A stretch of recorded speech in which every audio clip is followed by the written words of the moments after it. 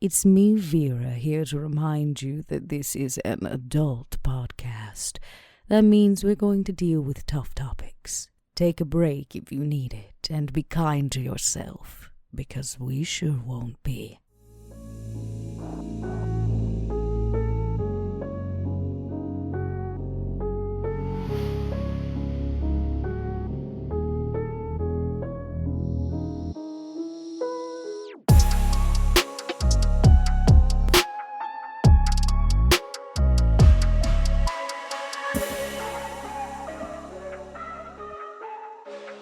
Hello, everybody, and welcome back to Stitch of Fate, a Vampire the Masquerade 5th edition podcast. I, as always, am your storyteller, Mike Martin, joined by the one and only Bubbernaut, aka Duke, who a few days ago, at the time of this recording, cosplayed Duke, mustache and all, on his stream.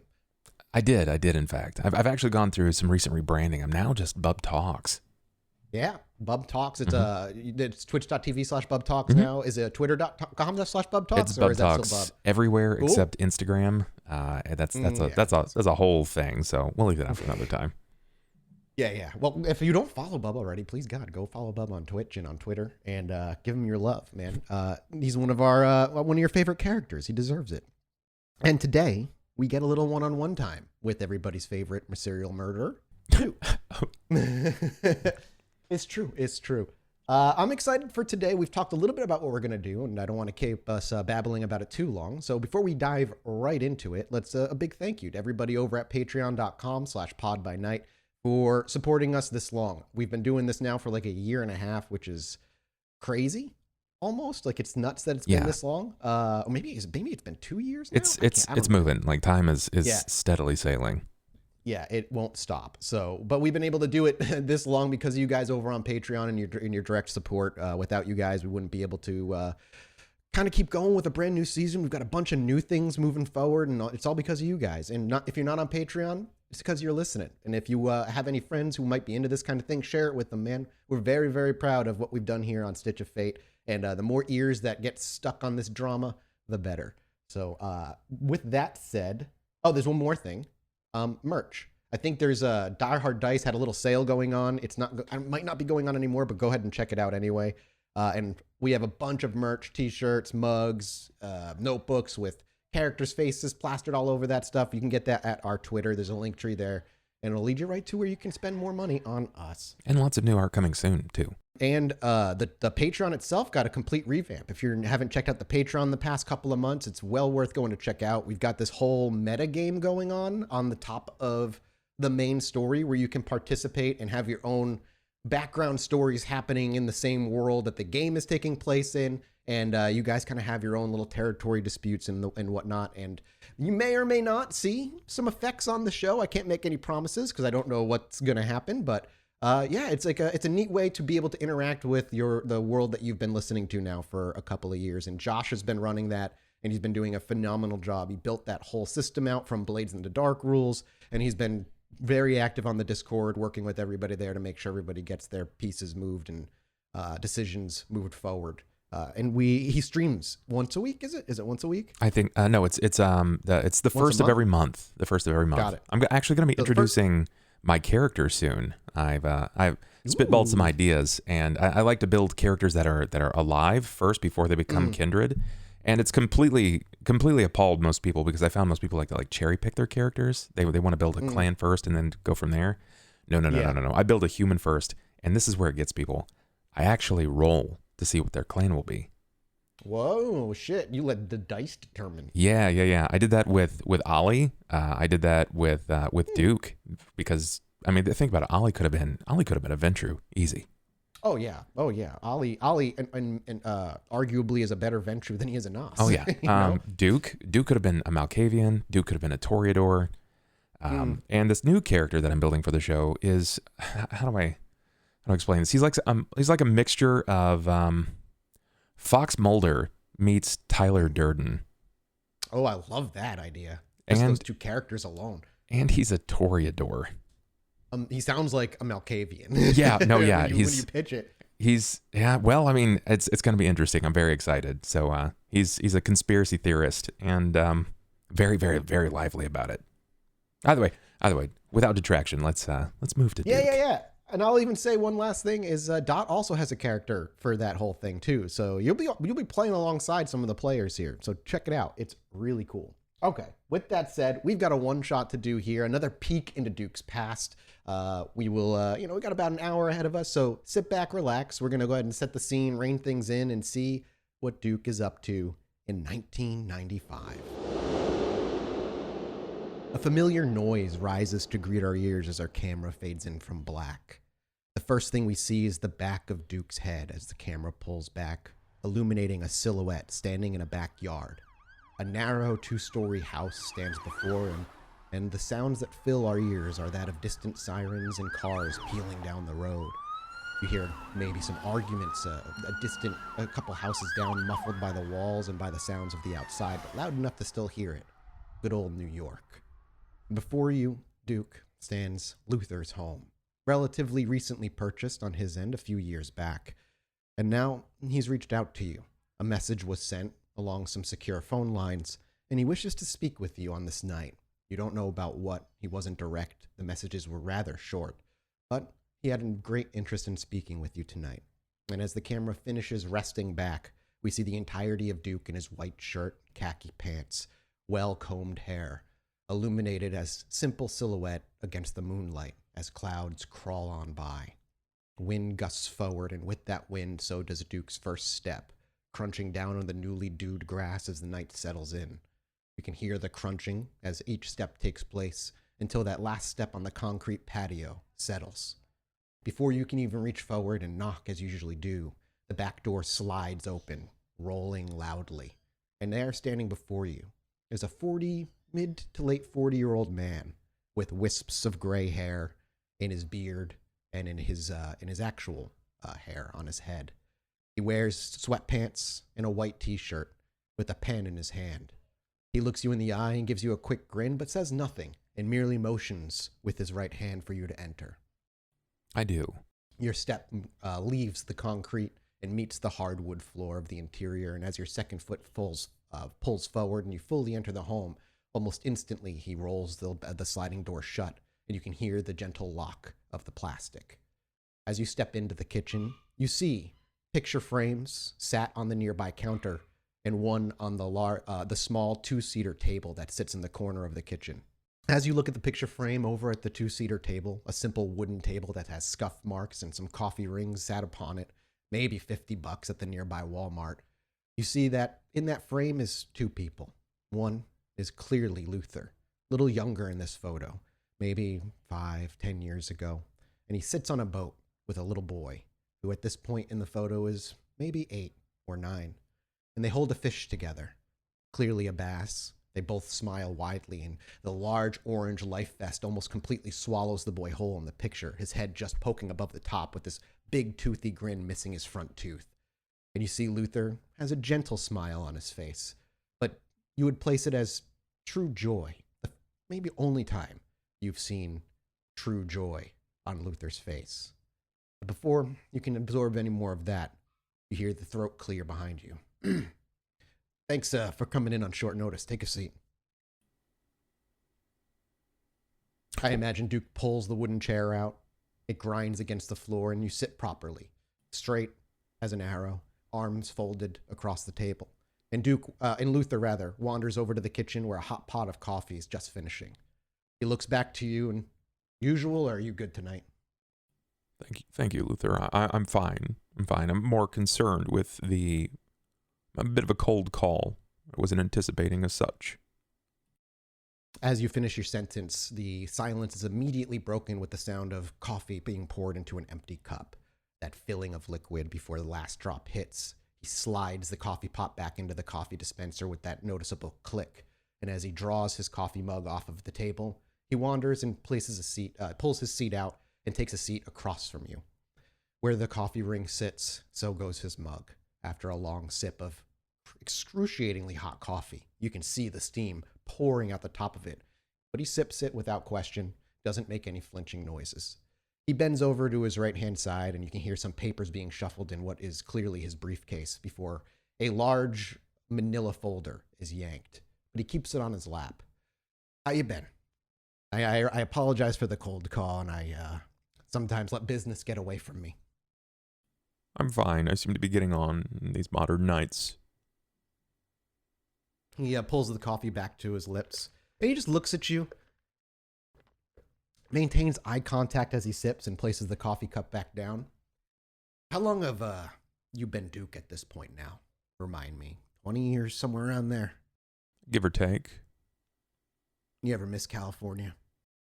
Not quite so. It's a very warm place. The sun is constantly watching. At times I do miss it, but I like what I have here. I've ingrained myself in such a way that I don't think I'll be getting out anytime soon, and I'm quite happy with that. He continues to look at you, takes a deep breath. You watch his chest heave and collapse slowly. And you never had the urge to ever go back and return to your roots? That's a point of concern. Everyone has a reason for doing everything, I suppose. And there's a reason that you're asking me this, which I imagine that you're about to tell me. But no. I left that life away, Luther. This is who I am now, and I'm quite happy with it. It's a lot less tedious to some. Mostly to me. Others would find it very inundating, kind of boring, but to me this is safe. Again, he lets the silence settle as he watches you across the table, his finger dragging across his chin, before he pulls forward with his left hand and sips the coffee once more, and gently placing it back down. Well, you and I have had a fruitful business working relationship these past many years. I'll take your word for it, at least for the moment. He reaches into his lap and out of the manila folder pulls a thinner, less filled one. He slides it onto the table as it hits the wooden table with a slap, and it moves its way gently in front of you. He just makes a motion with his head and nods at the folder and looks from your eyes down to the folder. I'll open the folder in front of myself and pull it a bit closer. As you do so, and you set it, I imagine you set it right, kind of at a perfect angle in front of you, very straight, and you gently open up the manila folder. The first thing you're greeted with is a pile of 4 or 5 pictures. A young body for a young girl lies decapitated in a nearby, what looks to be, at least in this photo, a ravine. Another photo of her detached head in a hole dug up. Marked on the photo says 100 feet in a red marker. Each photo is a different picture of the same crime scene from different angles and different depths. And at the very bottom, it simply says in red, in that same red marker, CA. Can I get an age of this person, Luther? 18. Do we know whom she is? Student. Nearby local school. No more than that, at least not for me. Pricks over in California don't like sharing too much information. Is this a graduate of high school? Or is this at university? University. Which college? Yeah, Fresno State, he says. And these are recent. He gestures for you to flip the photo over, and you see that their date on the back is about 5 months back.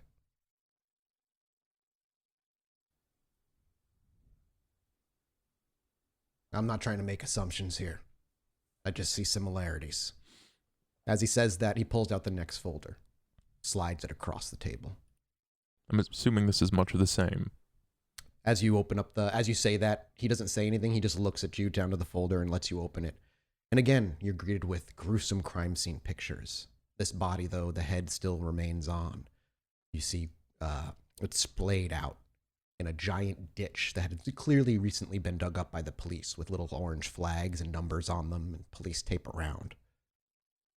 As you look at the picture, a little less traumatic to stare at, as the head still remains on the body, but it is clear she went through quite a lot before her death. 18, again. This one 3 months back. Flip it over. As you flip over the picture, there sits the date, 3 months. But instead of saying CA, it says Utah. Why did he move? Luther simply shrugs and leans back while crossing his arms and looking at you.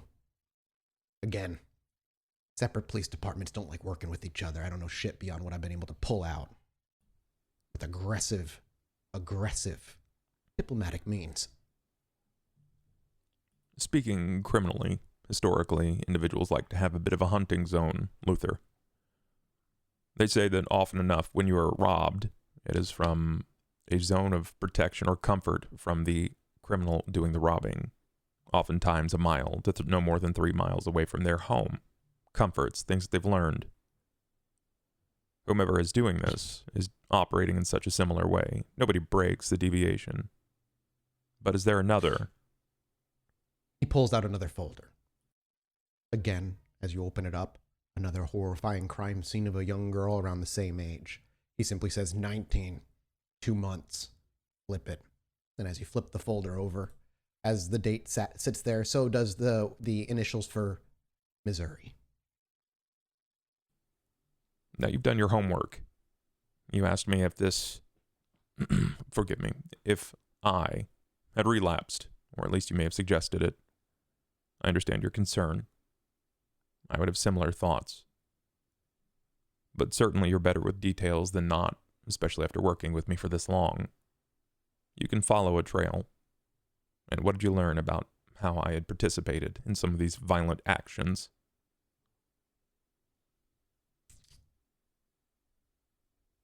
He takes a minute. Well, I don't know what you mean. Well, Your Fresno. words are too big for me. Fresno, right? Correct. I chose my targets based upon an age, sexual demeanor, even. I did this because of the history with my own mother. Likely would not have changed had I not changed, and my life not changed. But I operated within a parameter. This person is moving. And though you've not seen me the last months, I assure you that I've been quite busy. I can easily define and deliver you an alibi if that is such the case. But you wanted to see and hear from me specifically. He shakes his head. Yeah, I may have had my suspicions, just doing my job. Not often a cop works with a former serial killer to get his promotions and movement. It's not often that many police officers work with someone of my kind, either, Luther. You see him chew on his inner cheek at that as he moves down and pulls the last manila folder out of his pack and slides that one across the table. As you pull it forward, open it. Instead of a gruesome crime scene, you simply see a missing persons case here in New York City. She seems to fit the bill. The pattern of them moving east, if this is all the same person. A copycat killer of some sort, perhaps. Likely. Some of the means seem to be similar by design. Goes without saying, though, this should be investigated. It's probably with the utmost of understanding why you brought it to me. You can see why you had your concerns. Because it ain't my case. It ain't my case. But the department is slacking. How many people go missing in New York in a night alone? They don't see the pattern, or they don't care to see the pattern. Ain't their states, ain't their fucking problem. But I couldn't ignore it. It all fit together too well. That's why I thought of you. We figure this shit out. We remove somebody trying to potentially imitate you. And I move up the ladder a little more. This seems far too obvious. I gather that you'd like to make a lateral move in the department, but I know you better than that. There's a bonus to it, certainly, shifting upward, but you don't like that kind of person. You don't like evil, Luther. Consider it my penance for letting you be free. You say like that you, Duke. With some distaste. I like you, Duke. Best as I can. But I'm going to be real with you as you've always been with me. There will always be a little guilt that sits in my stomach knowing you still walk free. Luther, would you agree that we are creatures developed in our own hells. That we are churned and created in, well, where we're made, wherever we're born. You asking nature versus nurture? I suppose I'd like to hear your thoughts on it. I suppose I agree to an extent. One's environment can definitely shape who they become. I'm asking purely as a curiosity. How does this environment affect your son? He looks around the kitchen, out into the dark hallway where the lights are out. My house? This life that you pursue, chasing boogeymen. Kid looks up to it. Talks about being one himself one day. He doesn't realize how much time it takes. It's the reason my whole marriage fell apart in the first place, but kids are gonna be kids. I suppose so. It weighs on them, if you didn't know. They look to you like you're some sort of a superhero, something that can stress and save them from their worries, though they may be minute in detail. But they carry that with them for their lives. I was shaped and structured in my own, pushed and shoved into a basement. I'm not here for a sad sap tale, but let's just assume the worst. It wasn't great. The thing that I can see here, when following the line of what you were offering me, what you may have been even suggesting was even my own fault, is that this person seems to be hastening in their design. These cases are growing in rapidity, and will likely continue to do so in their own timeline. They're in New York, you'll find a body. He simply nods. We have security camera footage of the last place the girl was seen. Entering a building and not entering out. She seemed to be alone. I'd like you to go check it out for me. Again, this case ain't within my jurisdiction, but you don't exist. Understood. This should be easy enough. I like a puzzle. I don't really like someone muddling with my own past. You see him subtly nod his head as he lifts himself up from his little slouched sat that he has as he pulls his coffee forward and finishes it off. And with a gulp, the mug clatters down. I'm not going to ask you to do one thing or another to this particular person. I, of course, would like to get them in cuffs, but I'm happy with them just being removed off the street. A lateral, upward movement in the system would be nice. But yeah, you're right. The most important thing is that this person is off the damn streets.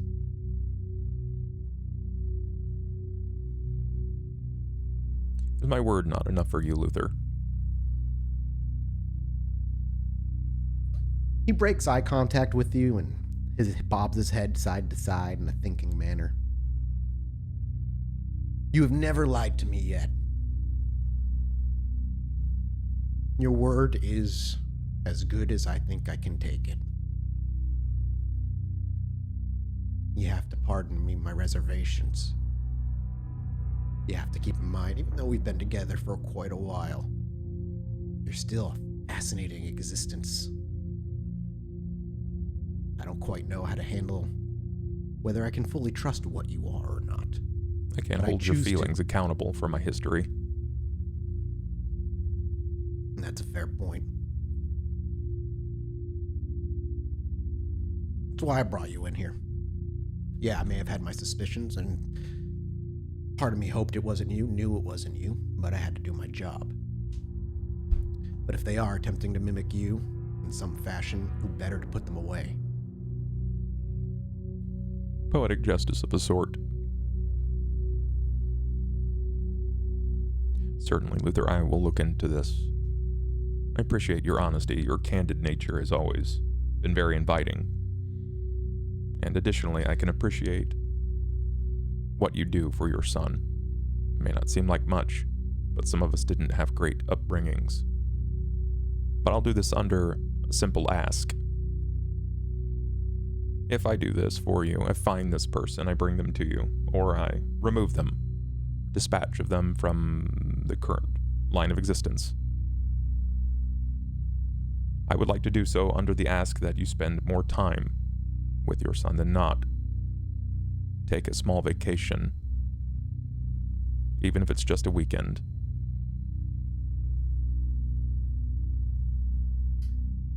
Luther has this perplexed look that crawls across his face. Not at all what I would expect coming from you. Well, forgive me, but your grimace is a bit of a sore sight, and that photo there is rather welcoming to those that lacked what you happen to have. His eyes trail to the photo in the middle of the table between the two of you and then back up. Yeah, it's been a while since I took the boy fishing. Maybe we'll go again soon. Then I'll be in contact, Luther. If you have anything else, then push it through the lines. Get it to me as you will. At that, he wastes no time before he slides his chair out, walks over to the door and opens it just a crack for you.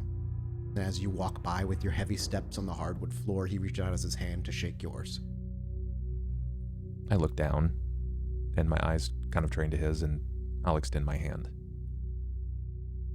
As you grasp his, there's a notable, subtle shock that hits his face as your cold flesh meets his warm. But he gives you a solid handshake, ushers you out the door, and slides the door shut behind you, locking it audibly.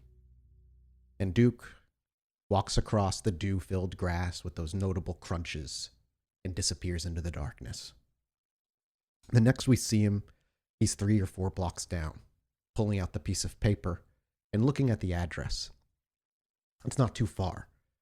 You could walk it, maybe take an hour, or you could take a cab. Faster. Whatever Duke decides, what you realize is the address on the piece of paper. You recognize a little hole-in-the-wall bar with a couple of apartments on top of it. How would Duke get himself there? I think Duke's going to walk. He's going to walk? Yes. That makes sense. As he continues striding across the mortals about, the smell of humanity, flesh, blood. Occasionally, there is somebody that walks by that does smell rather delicious, fitting a particular profile for Duke, but you're not hungry, at least not enough to need to feed. And the smell of humanity is something you've grown quite accustomed to over the many years. As you're about 30 minutes in to your walk, as you cross the street, the sidewalk sign going from red to green, or the crosswalk sign rather going from red to green, and you begin to stride about halfway across, just behind you, a young man's voice. Duke? Duke will turn. As you turn, a young Japanese man with short hair, in jeans and a t-shirt with the Kiss Band logo on top of it, gives you a quick nod and meets your eyes. In that moment, your beast recognizes another hunter, another predator, one of your kind. This isn't something that happens all that often in most of our games. That's because I forget about it a lot. What does this look like as someone who is still even relatively new to the world of darkness, and still being like almost a virgin to this idea? What does this look like for my eyes? For you, he simply looks like a person. There is no greater aura or peering past a veil. Duke doesn't really possess those abilities in the first place. It's more of a stirring inside. That subtle, quiet beast that seems to linger within Duke's gut, waiting for any moment to strike again, unleash those horrible, horrible addictions you once had. And as you meet the eyes of this one, it's as though a predator recognizes a predator among familiar blood. It's a gut instinct, a knowing. Is there anything about him style-wise that might set him aside from the local pedestrians? Is there maybe a flare that may have originated or populated out of California? Are we nearest that particular location that I was given the address to? You're about 30 minutes out from that location, and no, not remotely. Okay. I think that there's almost no response unless I'm being forced to by my beast. I think there is no response. It's bound to happen. It's not a forced thing. Yeah, it's not a force. You don't feel like you need to talk or whatever. It's just the beast recognizes another beast. As you look back and make eye contact, does your head move back forward, or do you like kind of walk while still looking at him? Is it simply a glance over the shoulder? No, I don't even think any mind is paid to him. It's simply a matter at this point of paying attention to my senses to see if anything were to change in my area. Now, I understand the laws of the Camarilla, and simply walking in a space can't get you in trouble. It's doing other things in a space. Yep. Then, yeah. That is correct. There's no immediate response, especially in public. As is no answer, and you meet eyes briefly. You finish crossing the street and take a right on your way to your location. But I imagine Duke is still keeping ears and eyes out, and you do hear hurried footsteps catching up from behind you. And again, a young man's voice. Duke, you looked at me. You're Duke, right? Who am I speaking with? He kind of straightens out his shirt a little bit as he tries to step up and walk a parallel beside you instead of behind you before he turns to you. You can call me, just call me Petey. Petey. Interesting name. Clever. Not really your name. Why are you reaching out for me? Says he looks around. Cesar sent me. Man's got his fingers in many pockets, and he's busy. Can't attend to every little bit of business he wants taken care of. Messenger boy, nothing more. You went to go see Luther tonight, right? There's a pause. Duke isn't used to having people having tabs on him specifically. Yes, I did see Luther this evening. Something about a killer moving across the country, I think. Again, correct? If you're wishing to indulge me further, perhaps you have more information on this case than I might. No, not more than I think you. You probably know more than me. I merely bring a message from Cesar. Of course. What does Cesar have to say? He says you should know a prize when you see one. He'd like to add a new one to the collection. And he's wishing for me to curate and gather this prize. Petey just kind of quickly nods. That's my understanding.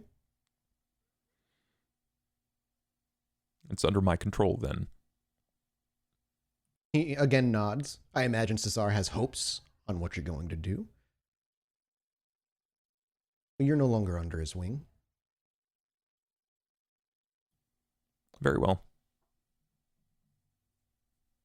What should I reply to him with then? Is your answer simply very well? Is that what I'm going to go tell him? You have a problem with that, Petey? His eye contact goes down as he bites his bottom lip. I don't have a problem with it. I just hope he doesn't have a problem with it. Cesar and I have a bit of a unique relationship. I can't expect you to understand. He shrugs. As long as it's not going to get my arm ripped off or anything, then works good enough for me. I don't foresee it being a problem, but if he's asking for a prize, and he's bringing it to me, then I suppose I'll be the one to validate, won't I? He's bringing you a prize? Sounds more like I'm bringing him one. Yeah, okay, that was my understanding. There's a lot of insinuation in his message to you, so I'm just hoping, it all makes sense, because he shrugs. I'll be honest, I don't know what the fuck he means by that. But I get paid to not care. Yeah, thank you, Petey.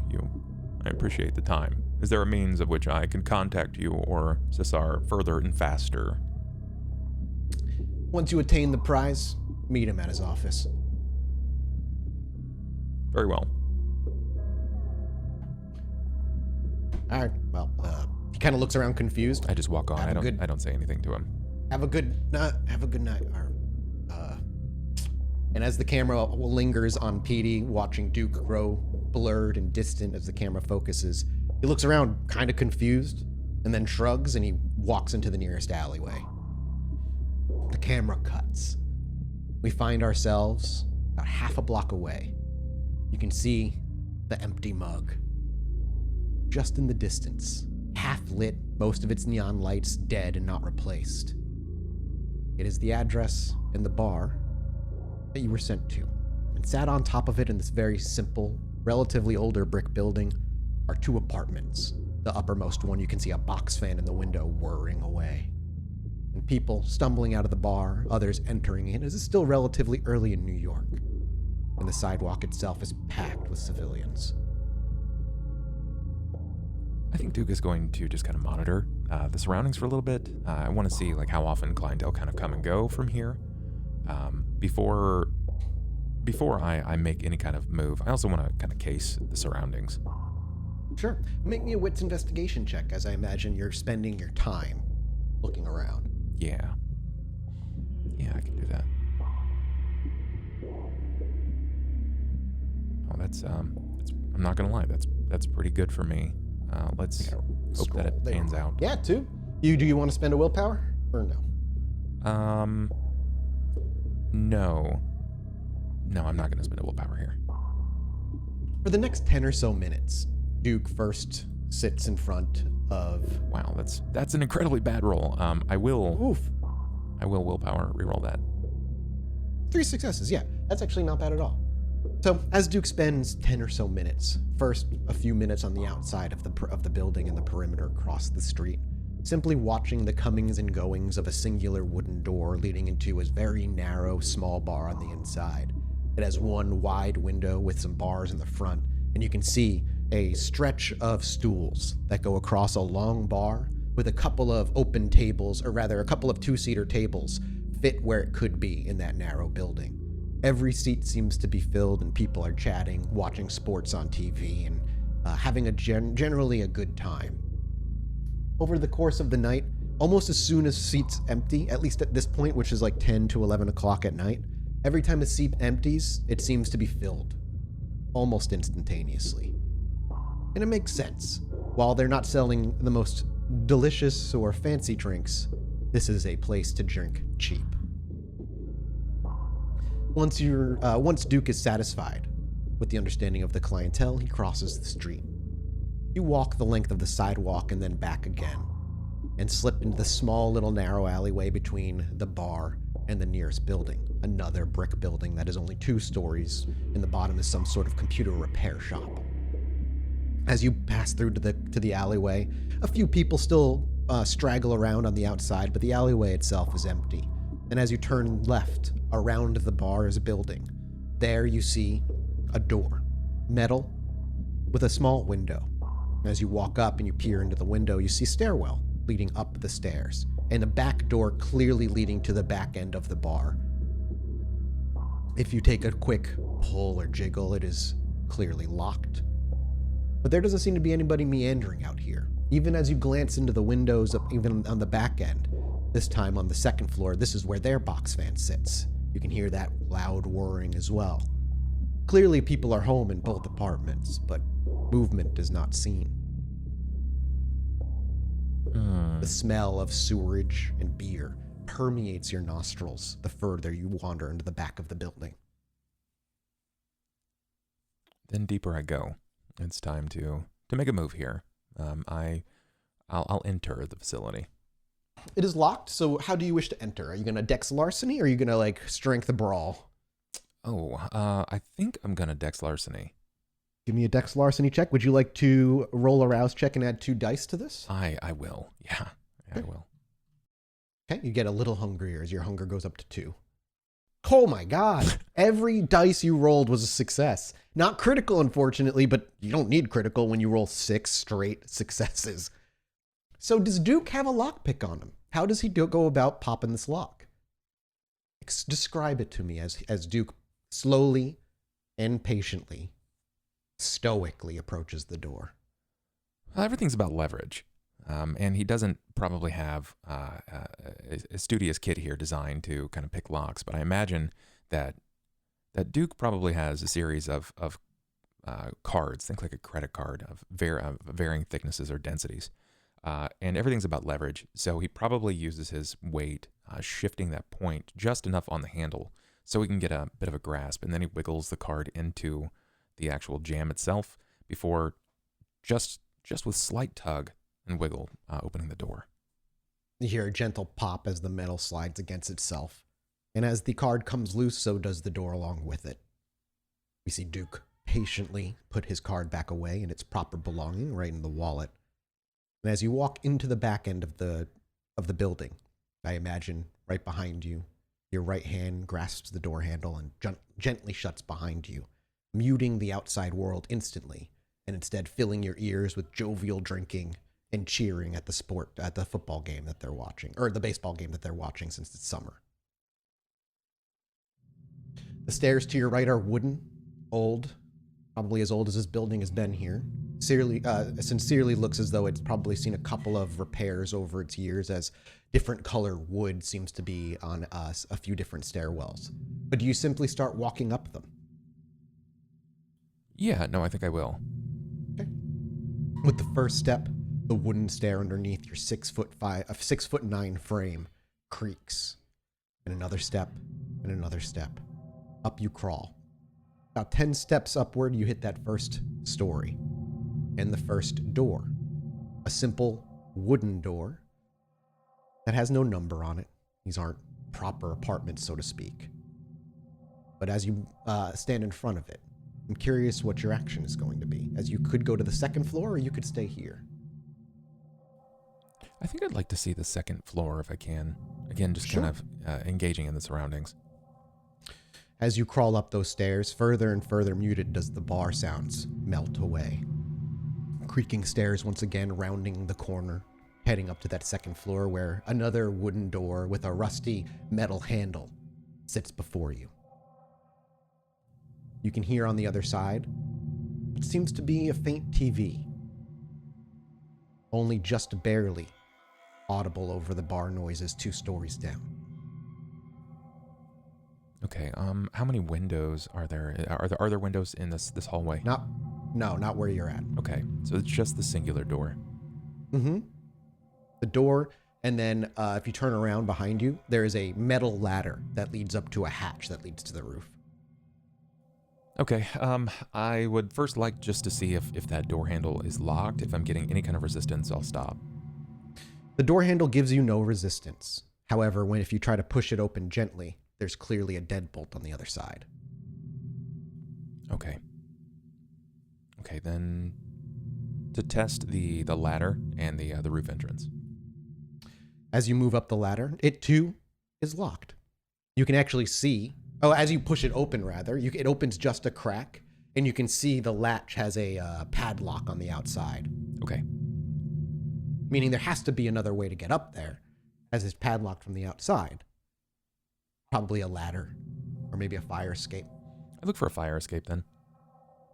As you make your way back down the stairs at the back way, yeah, of course, there is a fire escape on the right-hand side of the building that is about, the ladder itself isn't all the way to the ground. It's about 4 feet up, for Duke, it's probably like 2 feet above you.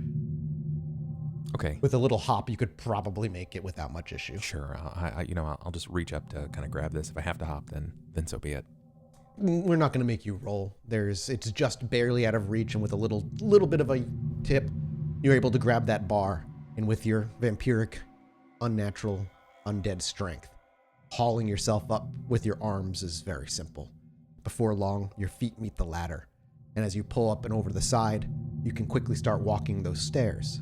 But you realize, as you're finished going up the ladder, each story has a window that leads right into the particular housing apartment. Do you stop in front of any of the windows, second or third story, or do you go right for the roof? I think I'll take a moment to kind of to case the living situation of the people here. Sure. As you make your way up to the first window, then, I imagine Duke probably presses his back up against the brick wall, very quietly, peering just barely an eye past in case there's somebody in nearby who might see him. Please make me a dex stealth check. However, the difficulty is very, very low. It's not like you need to roll many successes. Sure. This isn't particularly great for me, but let's give it a shot. Yeah, it's not a Duke specialty. Got one success. And honestly, that's plenty. As you peer across in the dark of night through the window, the shade is drawn. You can see inside what is a kitchenette of some sort. It's that mix of dining room and kitchen all as one particular room with a small table, round, with plastic chairs on each side. There's not much decoration to this place. None of the furniture matches itself, clearly kind of hodgepodge together over the years. And there is a distant glow of a TV coming from a room just out of your sight.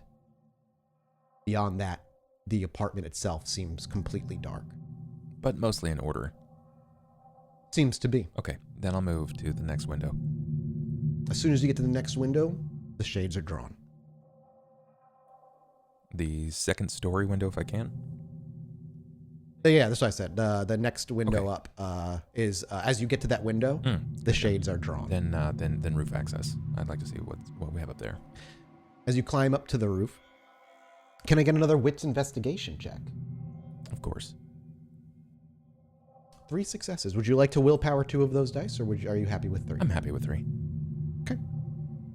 I imagine he starts as he finishes climbing the stairs, pacing the outer limits of the roof first, looking around just the edges, perhaps peering over the street. And as you kind of march around, just as you get about to the halfway, right where that metal latch is, as you look over the edge, you can notice just for just barely notice rather, what looks to be a plastic bag dangling from just under the lip of the building. Extremely hard to see from the bottom of the building, but you only catch it here because a piece of plastic is kind of getting whipped around in the wind. And as Duke maybe feels or looks, how would he go about it? I think carefully so. He's probably going to move in a sense that he'll reach down and carefully remove this. As you reach down, you actually feel a large strip of duct tape pinning this plastic bag up against the brick building. And with a simple tug, the plastic bag rips free, and you bring it up. It jangles a bit. As you open the bag and peer inside, the first thing that greets your eyes is a well-worn, large butcher knife. Underneath it, the thing it was jangling against, handcuffs. The knife itself, as you look further into the detail, is very clearly caked in cauterized old blood. A dark, dark red that's almost a brown. Is there anything else in this bag? Maybe things that this person had collected from their victims? It would be the first thought, certainly, for Duke to think about trophies. But if it is truly a serial killer, if that's what you're dealing with, most trophies, at least as far as you know, are kept much closer. Quite a bit so. They never really seem to deviate. I think his initial thought when not seeing them here, because the weapon is just as important as the trophy in most cases, is that they aren't collecting trophies. That this is a statement. A targeted statement. So that they know something that they may or may not know something that they're trying to say. Mm-hmm. I think he's going to move it. Is there anywhere that he can immediately hide this? Yeah, there's a small little raised, maybe about 2 feet tall brick outlay on the top of this building. You could tuck it behind for the moment and leave it on the roof if that's where you choose to do so. You could also take the duct tape off and re-duct tape it under the lip. Yeah. If you want to leave it there. I want to move the knife in, and you know what? Just the knife. I'm going to move the knife, not on my person, but in a place that you would have to be tall enough, like Duke, in order to reach it, to even look at it. And then I'm going to replace the duct tape. Perfect. And so you separate the evidence that you choose to, and reduct tape the handcuffs in the bag back to the side of the building. Takes you no more than a couple of minutes at most. As you finish, perhaps, and you stand up, the cool night air once again washes over your face, and just below you can see lights and cars crawling across the street like ants. There's something that's pleasant about watching the nightlife happen before you, and I think Duke takes this moment. This isn't exactly something that he's defined any pride from, right? This is simple. If this were Duke, this wouldn't have happened at all. If this were Edmund, he wouldn't have been found. So he waits and he watches, almost in relish, as the nightlife kind of washes around him, continues to move like said ants. How long would you sit up here for? What time would you say it is? It's right around 11 o'clock, probably. Maybe 10:30. Probably stay, given that this person is making moves. They have a targeted weapon. They have a targeted audience. 18. What day of the week is it? We're looking at Thirsty Thursday, my friend. Thirsty Thursday. Okay. And it is... Beers are cheap tonight. It is 1985. There are looser laws. 95. Or 95, excuse me, 1995. Looser laws, looser morals. People are probably getting away with it quite a bit more. I think Duke stays until 1, probably about 1 o'clock. You stay on the roof until 1. Wow. Yes. You won't get to 1. First, as Duke decides he's going to enjoy the night. Correct me if I'm wrong, of course, but I imagine Duke walks to the very edge of the building, places his hands behind his back, stands straight, and observes like an owner of an ant farm, observing his specimens, enjoying it in his own unique way. The camera is behind him for a while, before it sweeps around his side and catches his front. Just the shoulder and above, just off to the left. And that sharp, crisp image of the mustache and the cold, steely eyes gazing down through his glasses onto the street blurs as the focus shifts behind you. What the viewers see is a slim figure crawling up the fire escape, lifting their leg up and over. And in that moment, the viewers realize it's a girl. A female. Wits awareness for Duke. 4 successes. While you may not hear the footstep of them sitting on top of the building, muffled by the noises beneath, you do hear an audible quick Turn, not as to alert or alarm, given that his hands are kind of like up behind him. As you turn patiently and meet eyes, you do see this younger girl, somewhere in her 20s, maybe, mid-20s at the most, short, brown hair, brown eyes, dressed in a t-shirt and jeans, with ragged sneakers that have seen years of use. And she's paralyzed for a moment as you catch her eyes. I glance down at her sneakers, and I look for any telltale signs of activity in my line of work or my past line of work. Sure. Give me a quick wits investigation as you look her up and down. Oh boy, do you want to re-roll 3 of those? Yeah, I think I will. A bestial failure is rough. Okay, you threw in 2 successes, thank God. While you don't see any telltale signs of the work you do, blood stains or stains on her particular shoes, at least not from here, you do notice something that didn't really quite something you didn't quite notice immediately. It's only been a few seconds, but her shirt, while it doesn't say any words, shows a beautiful like sunset over an ocean, faded, multiple years of use most likely. And a little oversized. Are you lost?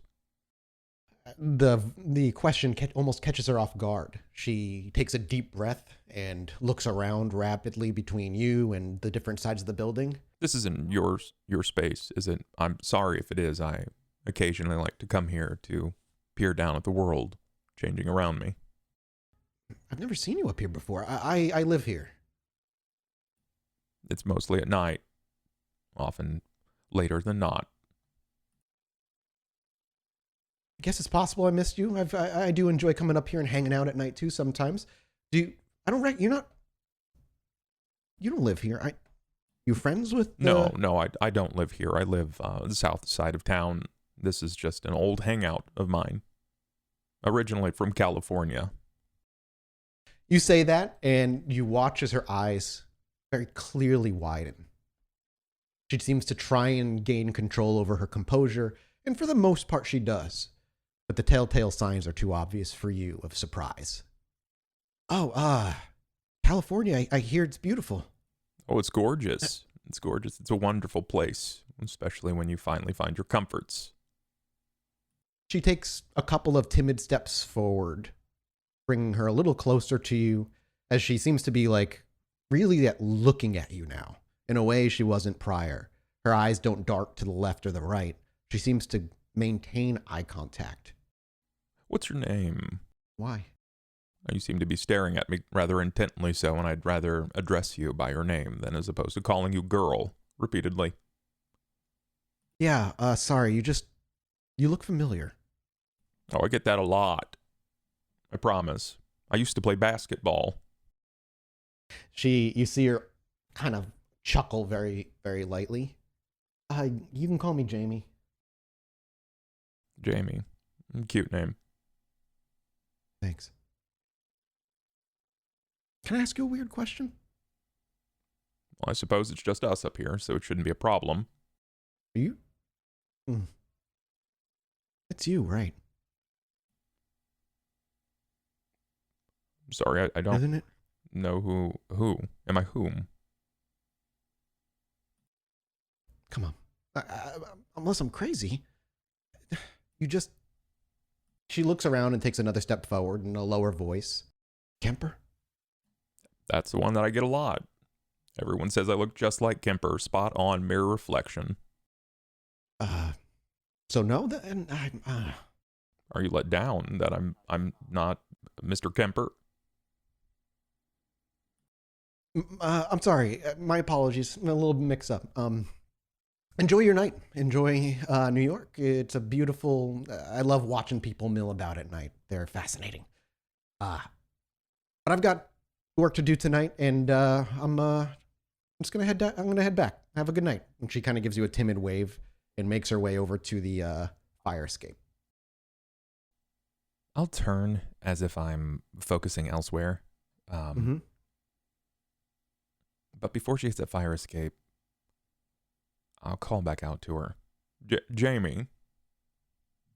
She stops in her tracks and looks over her shoulder. I'm a little bored this evening. Can I hitch a ride with you? Think maybe I can venture with you. I would love to help out, but I live here, and I'm going to be here for the night, so. Oh, but you said you had work, Jamie. Yeah, work in my apartment. I got things to do. Yes, I got dishes to take care of. I got a vacuum. Just a lot of, housework that needs to get taken care of. I'd like to use Mesmerize. Okay. What level power is that? 1? It is a 2nd level discipline. Okay, so I'm assuming a rouse check. Yes. Okay. Hungrier. You are hungry. That's 3. At that, when you rouse the blood and you feel it coursing through your veins, thickening and giving you a sense of supernatural power, you feel your eyes sharpen, your tongue like that of silver for those mortals. But as you do so, your beast writhes, and the thought of food crosses your mind. With my Mesmerize, impacting upon rationalize at the same time. Jamie. Let's be real now for a moment. You came to the roof. You said you had dishes. Your dishes aren't here. You said you had to work. Your work's not on the roof. Show me through one of your nights.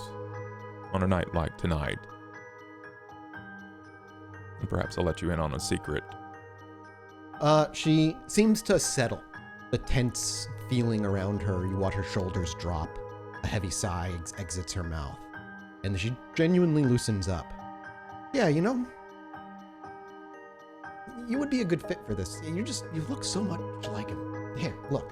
And she walks over. She's like, the first thing I got to do tonight. And she walks over to where the plastic bag is taped.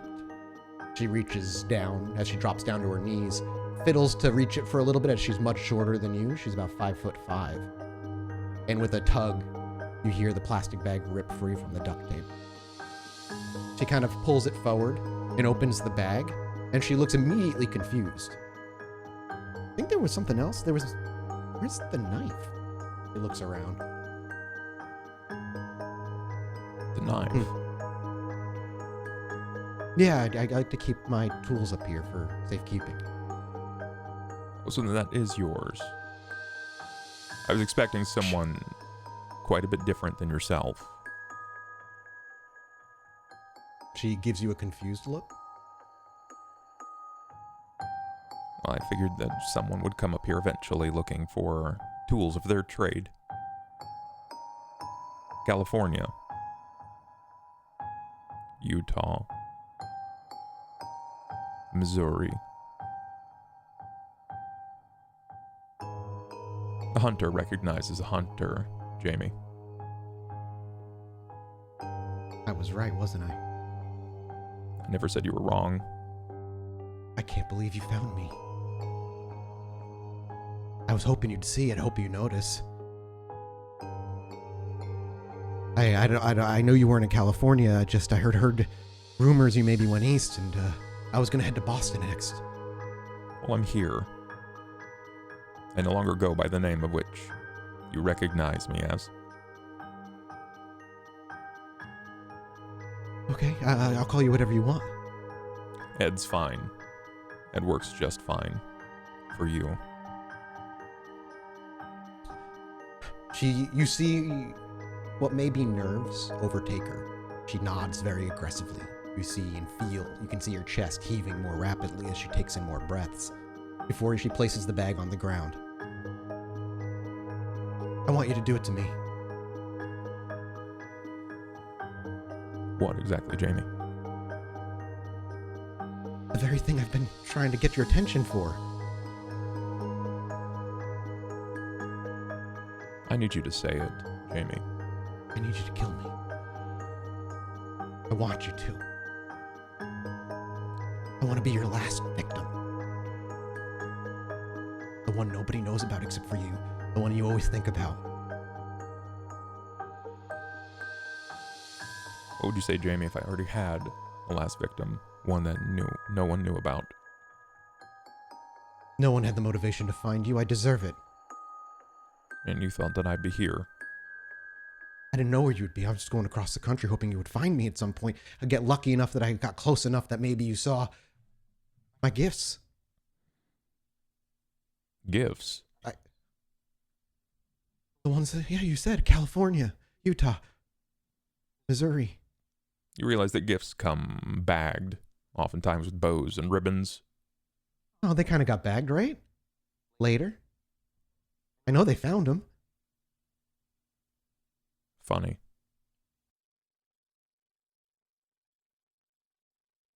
Or I could carry out your legacy. If you don't want to do that, I could do it for you. I'm carrying out my own legacy. I do want you to walk me through how you select yours. She shakes her head. I just try to follow what you used to. Well, Jamie, if you were following exactly how I used to, then you wouldn't have been caught, would you? I have a lot to learn. You could teach me. I have one downstairs still. Why don't you show me, Jamie? Hey, do you have my knife? I do. We won't be needing that, though. Okay. And she scoops up the plastic bag with the handcuffs in it and starts making her way down the fire escape. She's on the 3rd floor. The window slides open easily. The shades are now pulled up.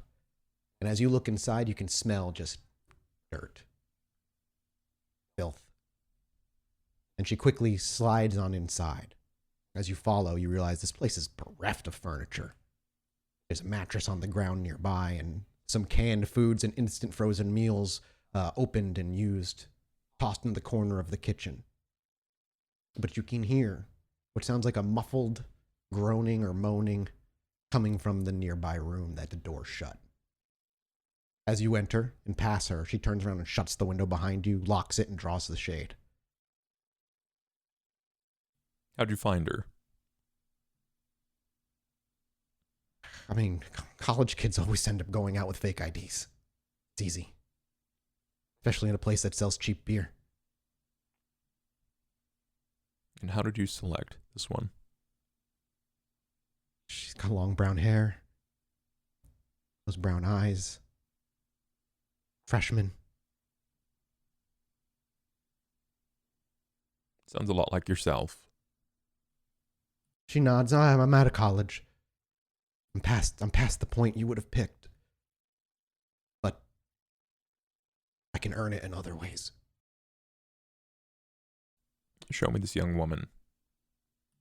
She doesn't even hesitate and nods and immediately walks down this very small hallway to the door on the left-hand side. She swings it open and it creaks, and they're on the bed. Or rather, they're on the floor, tied to little pieces of like hooks put into the wall, very clearly slid in by her own custom doing. Tied up, gagged, feet tied and bound. She can barely wiggle. Her whole body is being stretched out, so there's very little maneuverability, so she can't pull or put too much strength behind any of her movements. She steps in and looks back to you and back to her. Yes, Daniela. Smile, Daniela. Smile. And you see Daniela, like, panicked. No sounds once the door opens. She's just darting her eyes between her and you. Can I tell if left to her own devices, could Daniela free herself? No. You can tell that the answer is no. What is she bound by? Just by, like, is it bed sheets? Is it duct tape? What? Yeah, it's just like bed sheets, like just very, very strong but easily attained fabrics. Did I see a landline in the home? What was that? Did I see like a landline in the home, like a telephone? No. Mm-mm. There's no phone. It really looks like she barely lives here. Is this where you sleep? Yeah, for now. Where's your home? I don't have one. I'm on the move. I was looking for you. I don't know what you don't get. After she was done, if you didn't show up in the next few days, I was just gonna haul ass out of here. The lease for this place comes up in just a couple of weeks. I'm gonna ask you a very important question, Jamie, and I want an honest answer. This answer will determine what happens if you get what you deserve or if you get what you want. Okay. Take a seat by me, please. Daniela, we're going to shut the door. Okay, yeah. She walks over to you and takes a seat right next to you on the floor. How long have you been doing this? How long have you been fantasizing about this? Oh, man. Since I learned about you when I was just a little kid. 7, 8, but I didn't act on it until, 6 months ago now. 7, there's one they never found, my first one. And because they didn't find it, I just did another one. I needed them to find it. Where was the first one located and laid to rest? California, in a nearby ravine by Venice Beach. I give a curt nod. Now, the question that I need you to answer is, who hurt you? I don't know what you mean. Who was it? Was it your mother? Your father? An aunt or an uncle? Stop. I don't know why you're asking these questions. That's nothing to do with why we're here. It has everything to do with why we're here. I wouldn't have gone down my road or my path had I not had a history like this. I don't know. I fell in love with you. Is that not enough? Love can make people do bizarre things. I wish to not build a congregation, Jamie. I'm trying to find what made you the way that you are. I'm looking for authenticity. Everybody has hard childhoods. Everybody has hard childhoods. Ed. I'm not going to sit here and pretend that my childhood was amazing. Welcome to the real world. I don't know what you want me to say. So you decided to copycat me, draw my attention, offer me gifts. Kind of like the bat signal, you know? The bat signal. That's cute. Realize that you and I are nothing alike. I think it's a grand misunderstanding. I think we're very alike. Please elaborate. Inundate me, if you will. I'd love to know how and why. Same taste in victims. Same enjoyable methods. I imagine the same satisfaction when it's all said and done.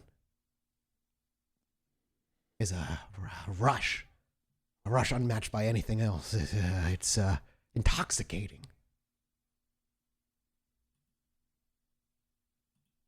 I think if you don't do what I want you to do, I'm just gonna keep doing it.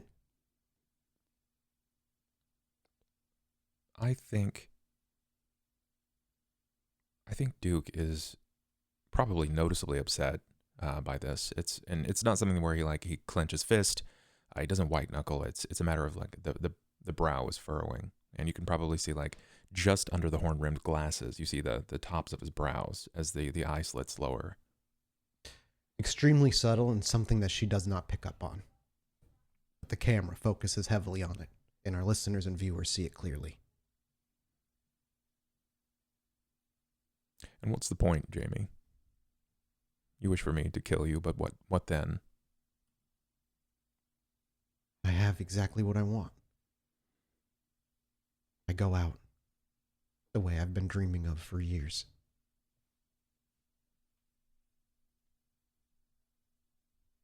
You wish to be killed by me. She just nods. I can't think of any other way I want to go.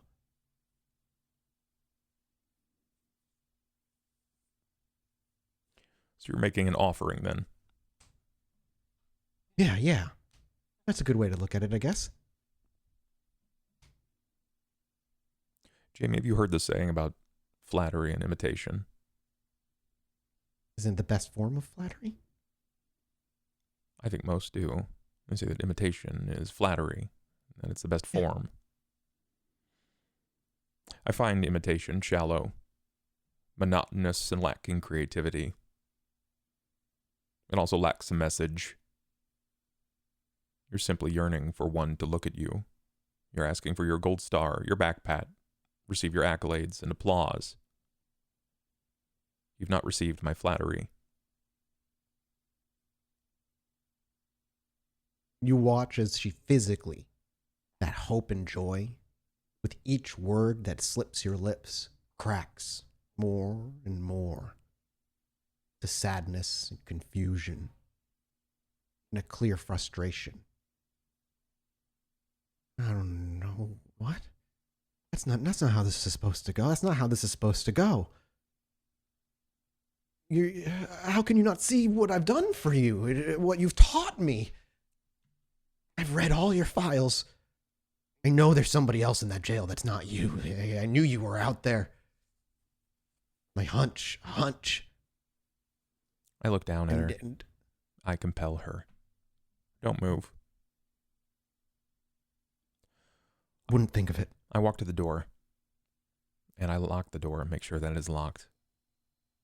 And so it is. I find her tape, and I bring it over to her. The duct tape? Yes. Yeah, I find a little roll of it on the floor, very in open view.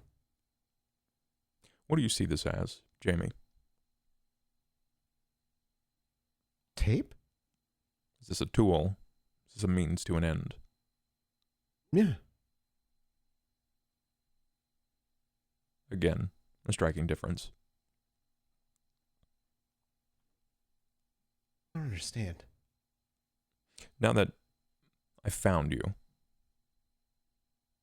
and let's say, hypothetically, I decide to go through with this and I deliver on the end that you wish, What of the girl in the other room? She's yours. Take her. Enjoy her.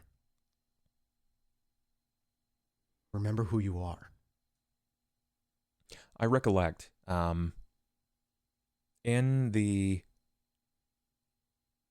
room beneath us, in the floor beneath us, there was a family occupying that space, as far as I could tell, correct? There is somebody occupying that space. You don't know if it's a family or not. It's hard to tell. Right. You saw the kitchen and you saw a glowing TV in a room somewhere around the corner in the hallway. Okay. I compel her to stand. And she does. I walk around to just behind her. Okay.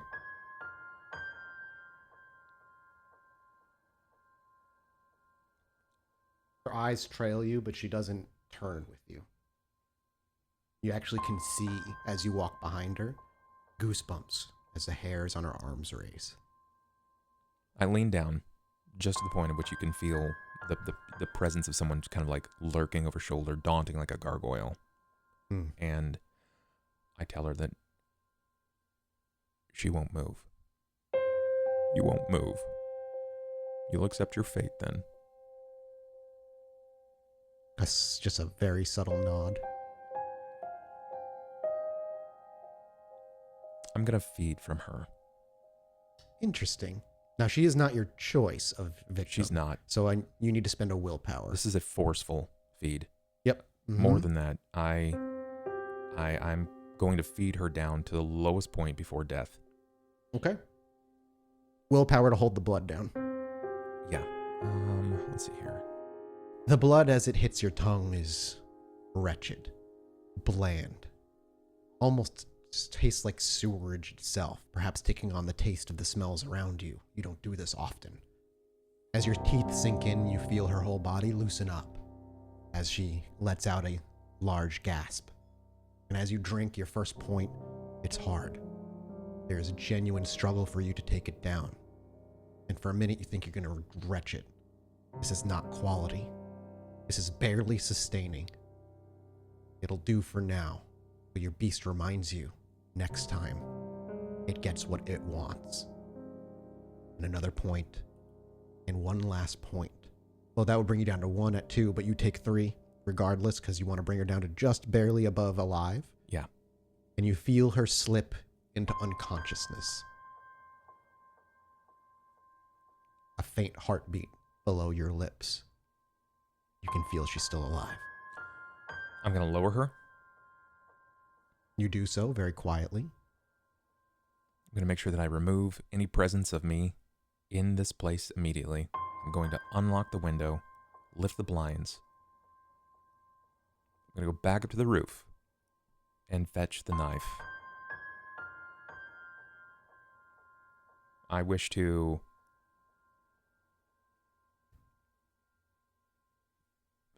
take the knife. So essentially, this is my goal. I want to move back into the room after I've collected the knife. Sure. I am going to loosen the straps on Daniela, and I will mesmerize her. As you begin to loosen the straps on Daniela, she does begin to try and moan and scream, very petrified, not knowing what's going on. But the minute you mesmerize her, all of that resistance melts. I'm going to rewrite her mind here. I'm going to mesmerize and explain to her that her straps were loose on one arm, and she was able to, with some duress and some burning, free herself. Before inevitably, she burst through the door when she heard sounds of the young girl. And something had happened, and she ended up stabbing herself. She gives you a cold, empty stare as you explain all of this to her. She does not blink or move. And as you finish it, I imagine you immediately step out of the room. I'm going to rouse to hit her with Forgetful Mind. I do not want to be a presence on her spectrum. Absolutely rouse it up. Perfect, you don't gain hunger. And since she is immortal, she does not resist. I imagine you simply rewrite everything kind of just happened as you explained it with you just not in the picture. Correct. And I'm going to ask that she wait until a police officer arrive on the scene. Okay. She, again, blankly and absently is staring at you as you command all of this. You know it's working. The blood lets you know. Having a decent understanding of study of human anatomy, I'm going to put the knife lower area, just above hip, in a way that it will not perforate any of the primary organs, anything that is vital to her survival. Sure. I'm even going to try to limit the blood flow. I'm not going to remove the knife. It's going to stay so that it inhibits blood flow. Mm-hmm. And then I'm going to go downstairs. And with some haste, with some aggression, knock on the door. I want to alert anyone that's up there, or in that room particularly. Like on the first floor? Yeah, the room just below. Okay, cool. So we watch as you enact those motions, and you quickly walk away with heavy steps on creaky wooden floors and glide your way down the stairs. You knock, I imagine rather aggressively, and after just barely under a minute, you hear some shuffling on the other side, a lock undone, and it creak open. And you see a middle-aged woman with gray hair, shoulder length, peering through the crack. But she says nothing. She just looks at you. But I've managed to catch her eyes. Yes, oh yeah. Mm-hmm. Then I will rouse again, twice. Okay, give it to me. Beautiful. Okay, so you gain 1 hunger out of those 2 rolls. And I'm going to forgetful mind and mesmerize and explain to her that she's heard a scuffle upstairs, multiple screams, and she's worried for someone's life up there. She needs to contact the police immediately. Wait 5 minutes and do so. I imagine with forgetful mind, you wipe your existence from her memory as well. And as you finish that, in that dead-eyed gaze is still upon you, you glide down the stairs, and within a few seconds, you hear the door upstairs shut again, and footsteps walk away. As you make your way down to the first floor, the sounds of the bar patrons are raucous and as loud as they were when you first arrived. And the back door sits unlocked, just as you left it. I'll make my way outside and find the nearest payphone, and I will phone Luther immediately. He answers after just one ring. Hello? Luther. Duke, I am surprisingly happy to hear your voice. I hope tonight went well. It's smooth, but it's about to get a lot messier. Get your badge. Get in a car, even if you're off duty, and make your way down here immediately. The police are about to be called. There's a scuffle at the address. I pass along the address. You'll need to be here as soon as you possibly can. There's a room above the bar. A young girl has been stabbed. She's connected to all the cases. She's committed the murders and admitted to doing so. It's a copycat claim. There is another girl here, slightly battered, confused. Under the weather, to say the least. She's going to need a hero. But I was never here, Luther. Of course. Move. Move now. You hear like a scuffle in the back, and you almost hear like the phone being managed to be hang up before you hear his voice again. Oh, Duke. Thanks, man. And then you hear a click. Doesn't give you a chance to respond. I will hang up. And the nearest payphone as you hang up and merge with civilian traffic? I will make my way to Cesar's office. The camera hard cuts. A good couple hours away. It's now about 1:30 in the morning. And before you, a very clean brick building, singular floor, out in a nice part of town. Sits before you. One of his shell companies that he typically hangs out at. A realtor company. On the inside, it looks as though nobody's there. But you know better. I'll enter the building. The front door is unlocked. As it pulls open, a little bell rings. And the door slides shut behind you. No lights come on. A figure, silhouetted by a backlight in the hallway behind this front room, steps into that door frame. They are facing you, and you can tell it is Cesar. He gazes at you, wordlessly. I'll nod and keep my head lowered until he recognizes me. He gives you a nod as well, but words still don't fall from his lips.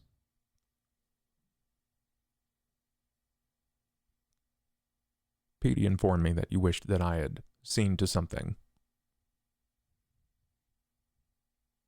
Yes. I regret to inform you that this was no prize. This was simply a copycat, dull as dishwater, Benosic, monotonous.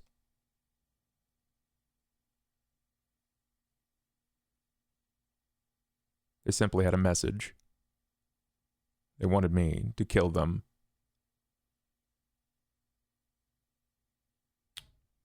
You watch the silhouetted figure nod, his facial features still blurred by the light behind him. Tragic. More importantly, unfortunate. You are still my greatest prize, however. I appreciate your work. Is there anything more that I can do for you, Cesar? As always, consider falling under my full employ. In due time. I'm just sowing my oats, if you will. Your absence is noted here. I miss our partnership, but I wish you the best. I have work to do tonight. Have a good evening, Duke. Stay safe. I'll nod. Granted my thanks, and I will leave, heading back to the club. And the camera watches as Duke walks away, smaller and smaller and smaller. And as he leaves our sight, we fade to black.